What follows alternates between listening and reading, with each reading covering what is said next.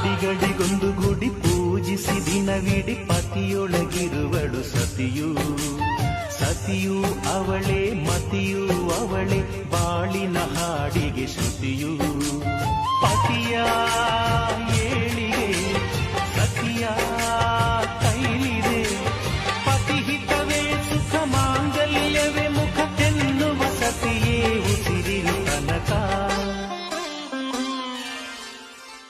ಸುಮತಿ ಸುಮತಿ ಶ್ರೀಮತಿ ಆರು ಗುಣಗಳೇ ನಿನಗಾರತಿ. ಮನಕ್ಕೆ ಒಡತಿ ಮನೆಗೆ ಗರತಿ.